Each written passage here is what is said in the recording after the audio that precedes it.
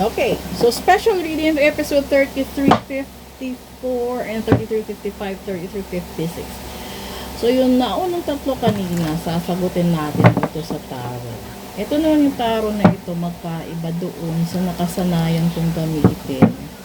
Kasi may nag-request na ito yung gagamitin ko ngayon. So subukan natin kung ano yung isa katuparan dito. Kukuha tayo ng tatlo. Itapat natin dito sa kanila. Okay? Yung una is the devil. Talagang may demonyo. Pangalawa, the king of wands. And pangatlo, the knight of swords. The king of swords. Okay. So, dito kasi, magkaiba yung lumabas na story. Ayun, di ba? Yung devil kasi is an expression of opportunity versus yung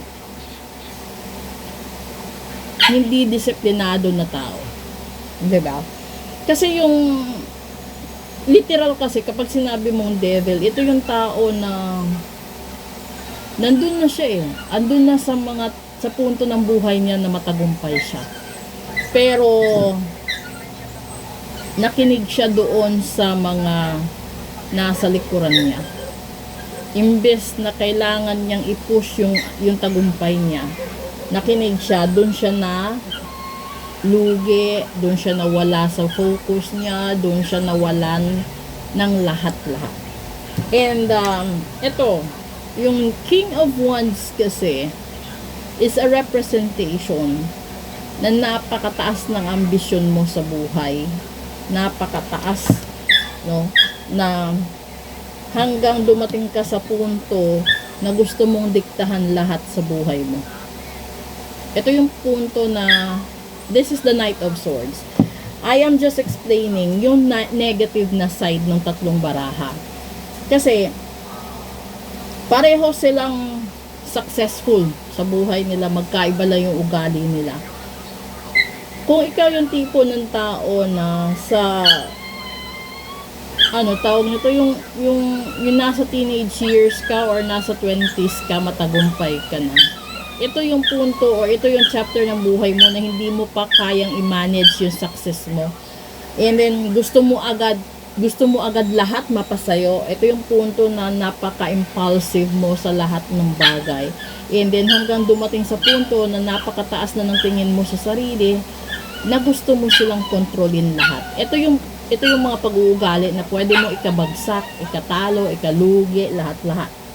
So yun nasa baba ng deck na to is temperance. That is balance. And then the last part is the magician. So, posible na may mga tao na hindi masaya sa tagumpay mo, may mga tao na ayaw makita na masaya ka, balanse buhay mo, may mga tao din na gusto kang hilahin pababa.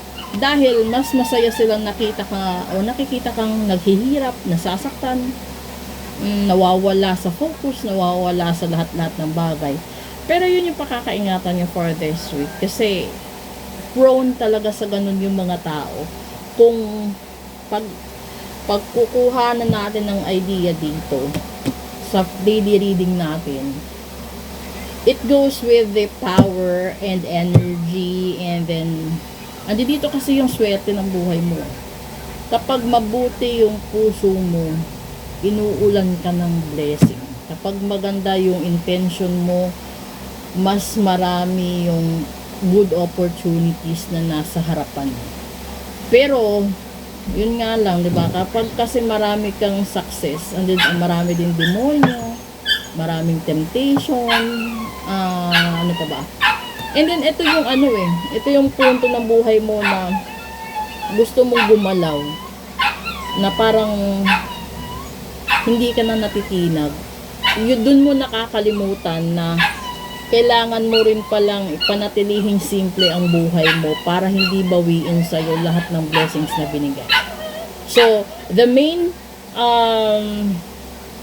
lesson sa tatlong card na bumaba dito. And then yung baba kasi nito is the balance, and then the magician is pwedeng mawala sa isang iglap lahat ng pinaghirapan mo. Lalong-lalo na kung mapanglamang ka sa kapwa, lalong-lalo na kung yung taong tumulong sa'yo, tinalikuran mo sa panahon na kailangan kanya. Kasi merong mga taong gano'n na tinulungan kanya nung ikaw yung nangangailangan, and then hindi man siya humingi ng tulong sa'yo pabalik, pero hindi mo siya nilingon kahit kailan. Yung parang magtataka ka, bakit ang yaman-yaman mo dati, ang sigla-sigla mo dati, bakit biglang bumagsak yung kalusugan mo, bigla kang nawalan ng pera, bigla kang naubusan ng ari-arian, ganun yun. Kasi hindi ka marunong lumingon sa pinanggalingan mo, and at the same time, hindi ka rin marunong rumispeto sa mga taong nandyan na dati sa paligid mo, pero binaliwala mo. Ganun yun. So, etong dalawang card na ito yung taong nakakalimot kapag sumisikat siya or nasa tagumpay siya, nasa tugatog ng tagumpay.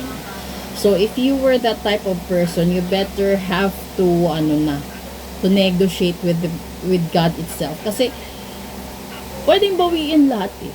Lahat talaga pwedeng bawiin sa'yo sa isang iglap. When you go sa punto na aabusuhin mo na lahat, uubusin mo lahat, wala na, talaga mawawala yun. So, ito yung sagot doon sa daily reading natin. This is the special reading natin. And then proceed tayo sa English reading natin for those people na gustong magpa-read or gustong mag-set ng appointment. Tapos English yung gagamitin natin, let me know. So, the next episode from this is the love reading, and then the dark and light side of life, at saka yung real talk po natin. So, pakasubaybayan na lang din po. Please follow, like, and share. And aside from that, dun din sa blue up at saka sa red up natin, pakibukas na rin din. Ilalagay ko po sa sa event schedule po, at click nyo na lang din po if you go with the appointment. Pero pwede din naman direct na lang din kayo nag-DM para hindi na rin ako mahirapan kakasik ng event schedule. So, maraming salamat. And then, this is the special reading natin, and then the daily reading natin. Let's proceed talaga doon sa English natin, sa love reading, okay? So, thank you and good evening po. Thank you sa lahat ng support.